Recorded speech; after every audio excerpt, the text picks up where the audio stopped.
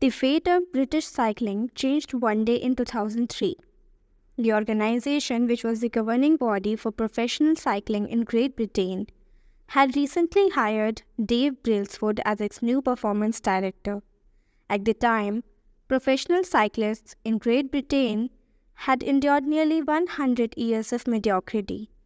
Since 908, British cyclists had won just a single gold medal at the Olympic Games, and they had fared even worse in cycling's biggest race, the Tour de France. In 110 years, no British cyclist had ever won the event. In fact, the performance of British riders had been so underwhelming that one of the top bike manufacturers in Europe refused to sell bikes to the team because they were afraid that it would hurt sales if other professionals saw the Brits using their gear. Brailsford had been hired to put British cycling on a new trajectory. What made him different from previous coaches was his relentless commitment to a strategy that he referred to as the aggregation of marginal gains, which was the philosophy of searching for a tiny margin of improvement in everything you do. Brailsford said the whole principle came from the idea that if you broke down everything you could think of that goes into riding a bike and then improve it by 1%, you will get a significant increase when you put them all together. Brailsford and his coaches began by making small adjustments you might expect from a professional cycling team. They redesigned the bike seats to make them more comfortable and rubbed alcohol on the tires for a better grip. They asked riders to wear electrically heated overshorts to maintain ideal muscle temperature when riding and used biofeedback sensors to monitor how each athlete responded to a particular workout. The team tested various fabrics in a wind tunnel and had their outdoor riders switch to indoor racing suits. They hired a surgeon to teach each rider the best way to wash their hands to reduce the chances of catching a cold. They determined the type of pillows and mattress that led to the best night's sleep for each rider.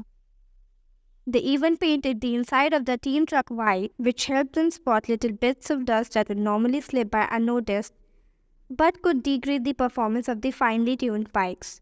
As these and hundreds of other small improvements accumulated, the results came faster than anyone could have imagined. Just 5 years later, Brailsford took over. The British cycling team dominated the road and track cycling events at the 2008 Olympic Games in Beijing, where they won an astounding 60% of the gold medals available. 4 years later, when the Olympic Games came to London, the Brits raised the bar as it set 9 Olympic records and 7 world records. That same year, Bradley Wiggins became the first British cyclist to win the Tour de France. The next year, his teammate Chris Froome won the race, and he would go on to win again in 2015, 16 and 17, giving the British team 5 Tour de France victories in 6 years. During the 10-year span from 2007 to 2017, British cyclists won 178 World Championships and 66 Olympic or Paralympic gold medals, and captured 5 Tour de France victories in what is widely regarded as the most successful run in cycling history. During the 10-year span from 2007 to 17, British cyclists won 178 World Championships and 66 Olympic or Paralympic gold medals, and captured 5 Tour de France victories in what is widely regarded as the most successful run in cycling history. How does this happen? How does a team of previously ordinary athletes transform into world championships with tiny changes that, at first glance, would seem to make a modest difference at best? Why small habits make a big difference? It is so easy to overestimate the importance of one defining moment and underestimate the value of making small improvements on a daily basis. Too often, we convince ourselves that massive success requires massive action. Whether it is losing weight, building a business, writing a book, winning a championship, or achieving any other goal, we put pressure on ourselves to make some earth-shattering improvement that everyone will talk about. Meanwhile, improving by 1% isn't particularly notable. Sometimes it isn't even noticeable, but it can be far more meaningful, especially in the long run. The difference a tiny improvement can make over time is astounding. Here's how the math works out. If you can get 1% better each day, for 1 year, you will end up 37 times better by the time you are done. Conversely, if you get 1% worse each day for 1 year, you will decline nearly down to zero. What starts as a small win or a minor setback accumulates into something much more. Habits are the compound interest of self improvement. The same way that money multiplies through compound interest, the effects of your habits multiply as you repeat them. They seem to make little difference on any given day, and yet the impact they deliver over the months and years can be enormous. It is only when looking back 2, 5, or perhaps 10 years later that the value of good habits and the cost of bad ones becomes strikingly apparent. This can be a difficult concept to appreciate in daily life. We often dismiss small changes because they don't seem to matter very much in the moment. If you save a little money now, you are still not a millionaire. If you go to the gym 3 days in a row, you are still out of shape. If you study Mandarin for an hour tonight, you still haven't learned the language. We make a few changes, but the results never seem to come quickly, and so we slide back into our previous routines. Unfortunately, the slow pace of transformation also makes it easy to let a bad habit slide. If you eat an unhealthy meal today, the scale doesn't move much. If you work late tonight and ignore your family, they will forgive you. If you procrastinate and put your project off until tomorrow, there will usually be time to finish it later. A single decision is easy to dismiss. But when we repeat 1% errors day after day, by replicating poor decisions, duplicating tiny mistakes and rationalizing little excuses, our small choices compound into toxic results. It's the accumulation of many missteps, a 1% decline here and there, that eventually leads to a problem. The impact created by a change in your habits is similar to the effect of shifting the routine of an airplane by just a few degrees. Imagine you are flying from Los Angeles to New York City. If a pilot leaving from LAX adjusts the heading just 3.5 degrees south, you will land in Washington, D.C. instead of New York. Such a small change is barely noticeable at takeoff. The nose of the airplane moves just a few feet, but when magnified across the entire United States, you end up hundreds of miles apart. Similarly, a slight change in your daily habits can guide your life to a very different destination. Making a choice that is 1% better or 1% worse seems insignificant in the moment, but over the span of moments that make up a lifetime, these choices determine the difference between who you are and who you could be. Success is the product of daily habits, not once-in-a-lifetime transformations. That said, it doesn't matter how successful or unsuccessful you are right now. What matters is whether your habits are putting you on the path towards success. You should be far more concerned with your current trajectory than with your current results. If you are a millionaire but you spend more than you earn each month, then you are on a bad trajectory. If your spending habits don't change, it's not going to end well. Conversely, if you are broke, but you save a little bit each month, then you are on the path toward financial freedom, even if you are moving slower than you would like. Your outcomes are a lagging measure of your habits. Your net worth is a lagging measure of your financial habits. Your weight is a lagging measure of your eating habits. Your knowledge is a lagging measure of your learning habits. Your clutter is a lagging measure of your cleaning habits. You get what you repeat. If you want to predict where you will end up in a life, all you have to do is follow the curve of tiny gains or tiny losses and see how your daily choices will compound 10 or 20 years down the line.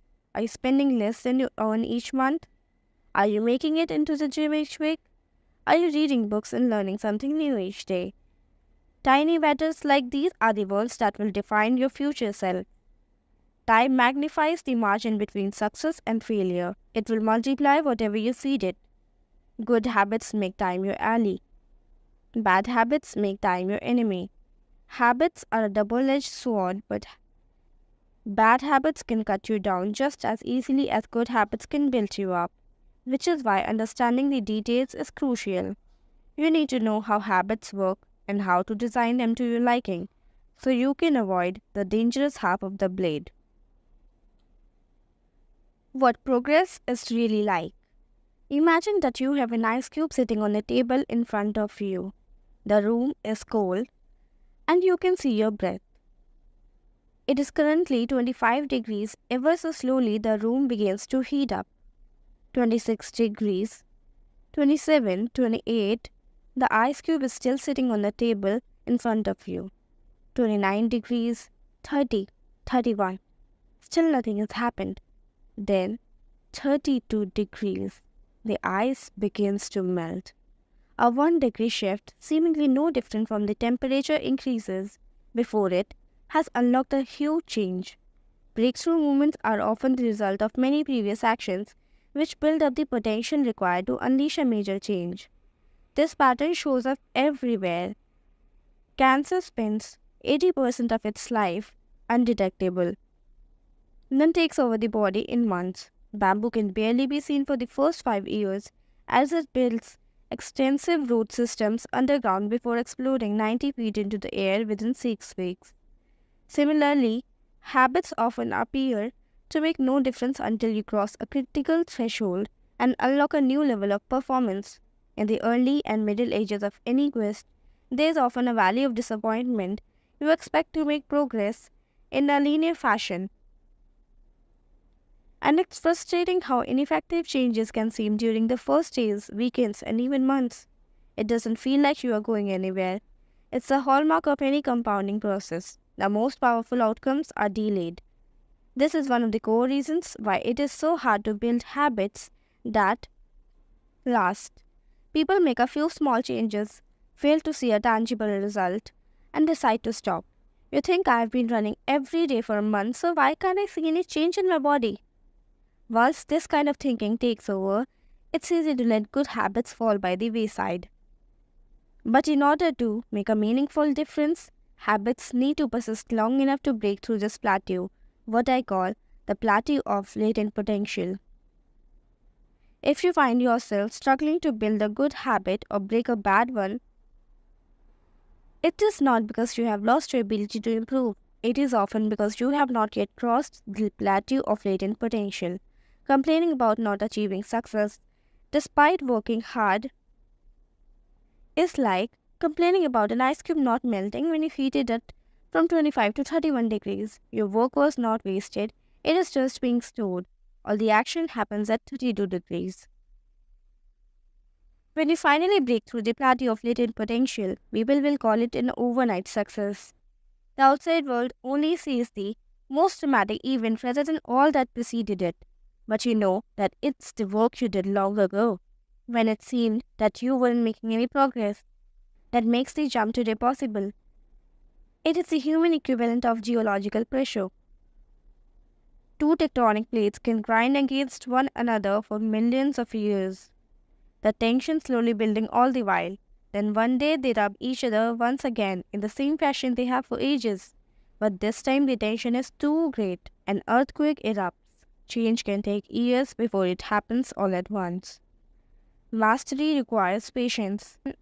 The San Antonio Spurs, one of the most successful teams in the NBA history, have a quote from the social reformer Jacob Riis hanging in their locker room.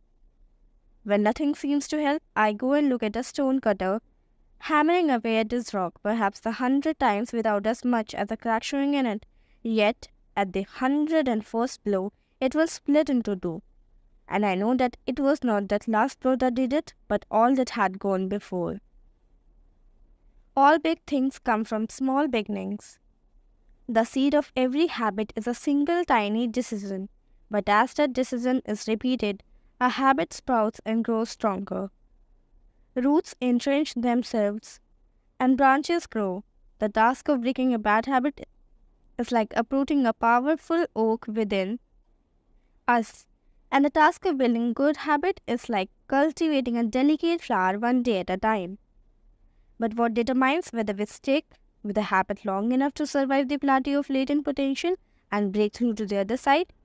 What is stuff that causes some people to slide into unwanted habits and enables others to enjoy the compounding effects of good ones? Prevailing wisdom claims that the best way to achieve what we want in life, getting into better shape, building a successful business, relaxing more and worrying less, spending more time with friends and family, is to set specific actionable goals. For many years, this was how I approached my habits too. Each one was a goal to be reached. I set goals for the grades I wanted to get in schools, for the weights I wanted to lift in the gym, for the profits I wanted to earn in business. I succeeded at a few, but I failed at a lot of them. Eventually, I began to realize that my results had very little to do with the goals I set and nearly everything to do with the systems I followed. What's the difference between systems and goals? It's a distinction I first learned from Scott Adams, the cartoonist behind the Dilbert comic.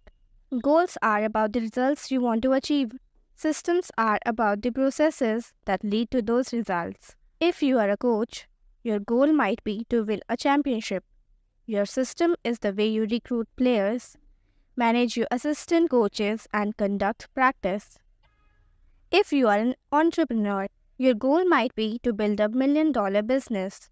Your system is how you test product ideas, hire employees, and run marketing campaigns. If you are a musician, your goal might be to play a new piece. Your system is how often you practice, how you break down and tackle difficult measures, and your method for receiving feedback from your instructor. Now for the interesting question. If you completely ignored your goals and focused only on your system, would you still succeed? For example, if you were a basketball coach and you ignored your goal to win a championship and focused only on what your team does at practice each day, would you still get results? I think you would. The goal in any sport is to finish with the best score, but it would be ridiculous to spend the whole game staring at the scoreboard. The only way to actually win is to get better each day. In the words of three-time Super Bowl winner Bill Walsh, the score takes care of itself. The same is true for other areas of life. If you want better results, then forget about setting goals. Focus on your system instead. What do I mean by this? Are goals completely useless? Of course not.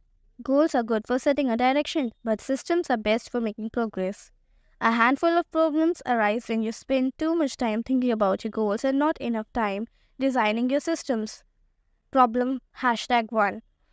Winners and losers have the same goals. Goal setting suffers from a serious case of survivorship bias.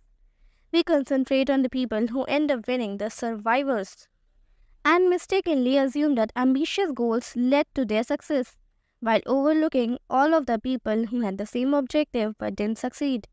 Every Olympian wants to win a gold medal. Every candidate wants to get the job. And if successful and unsuccessful people share the same goals, then the goal cannot be what differentiates the winners from the losers. It wasn't the goal of winning the Tour de France that propelled the British cyclists to the top of the sport.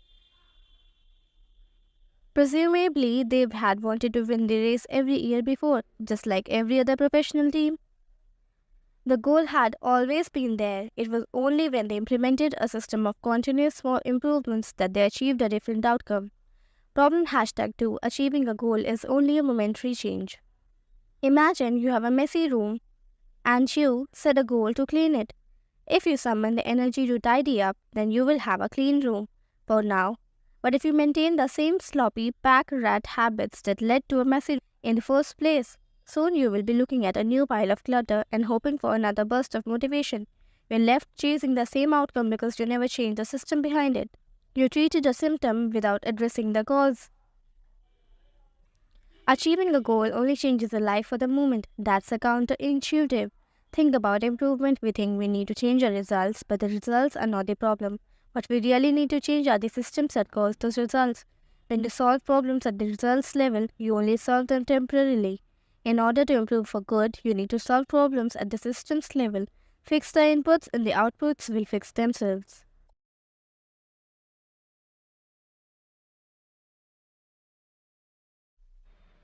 Problem #3. Goals restrict your happiness. The implicit assumption behind any goal is this: Once I reach my goal, then I'll be happy. The problem with the goals first mentality is that you are continually putting happiness off until the next milestone. I have slipped into this trap so many times I've lost count. For years, happiness was always something for my future self to enjoy.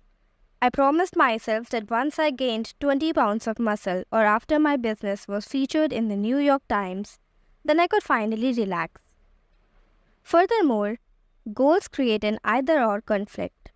Either you achieve your goal and are successful, or you fail and you are a disappointment. You mentally box yourself into a narrow version of happiness. This is misguided. It is unlikely that your actual path through life will match the exact journey you had in mind when you set out. It makes no sense to restrict your satisfaction to one scenario when there are many paths to success. A systems-first mentality provides the antidote. When you fall in love with the process rather than the product, you don't have to wait to give yourself permission to be happy. You can be satisfied anytime your system is running, and a system can be successfully in many different forms, not just the one you first envision. Problem #4. Goals are at odds with long-term progress. Finally, a goal-oriented mindset can create a yo-yo effect. Many runners work hard for months, but as soon as they come across the finish line, they stop training. The race is no longer there to motivate them.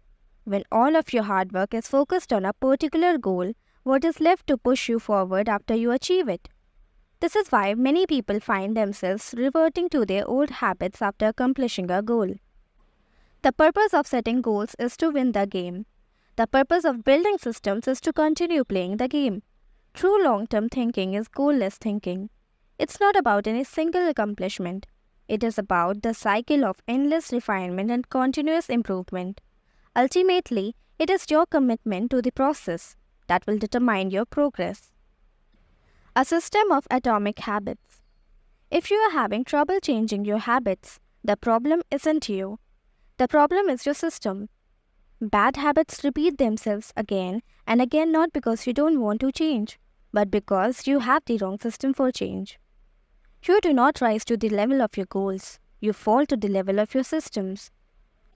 Focusing on the overall system rather than a single goal is one of the core themes of this book. It is also one of the deeper meanings behind the word atomic.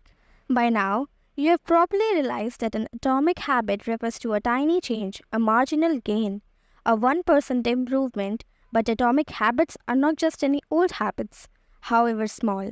They are little habits that are part of a larger system. Just as atoms are the building blocks of molecules, atomic habits are the building blocks of remarkable results. Habits are like the atoms of our lives. Each one is a fundamental unit that contributes to your overall improvement. At first, these tiny routines seem insignificant, but soon, they build on each other and fuel bigger wins that multiply to a degree that far outweighs the cost of the initial investment. They are both small and mighty.